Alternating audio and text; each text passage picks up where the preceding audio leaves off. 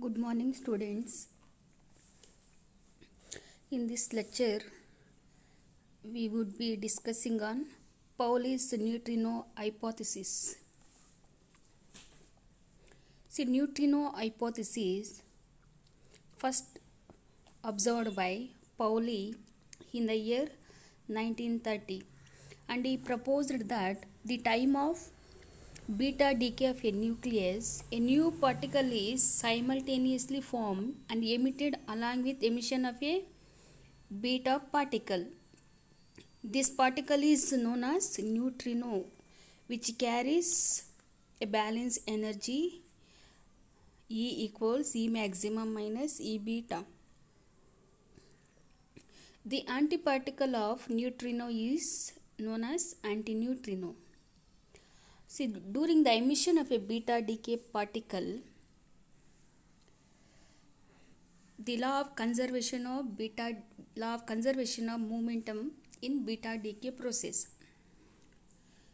This missing energy even led to the Niels Bohr to propose the fundamental conservation laws.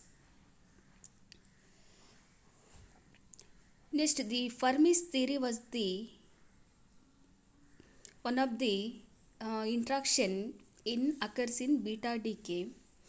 The Fermi's theory of point-like interaction of particle, neutron, proton, electron, antineutrino, and was accepted as an canon with an article of faith during the quarter of century.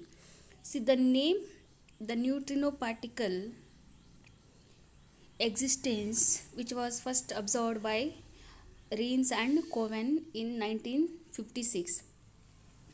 See, there are following assumptions can take place in Pauli's neutrino hypothesis. First one is emission of a beta particle, that is electron. Neutron is converted into proton with the emission of electron along with antineutrino. Second case is emission of positron.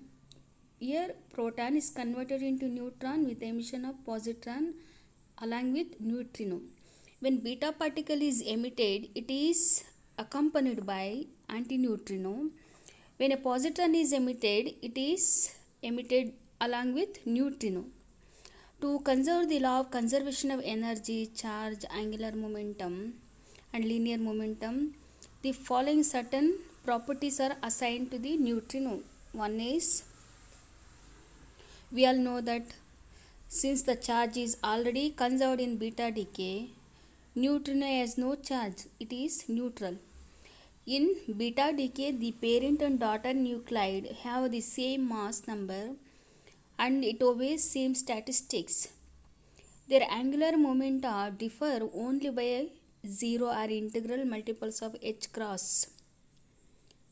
Since electrons obey Fermi-Dirac statistics with a spin is plus or minus of h cross, a neutrino also must obey the FD statistics. Its spin is also plus or minus h cross. Here it conserves angular momentum.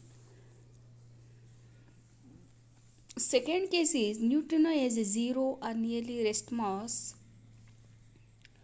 Hence neutrinos are not easily able to detectable. The endpoint energy of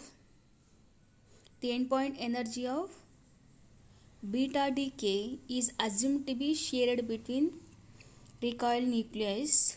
The neutrino carries continuously variable energy, resulting in continuous variation in the energy of beta particles.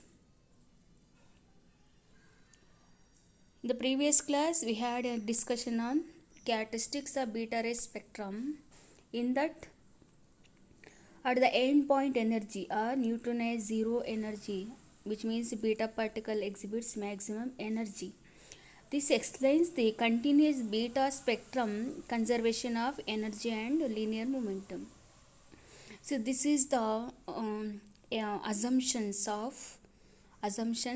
and following characteristics made by Pauli in the year 1930.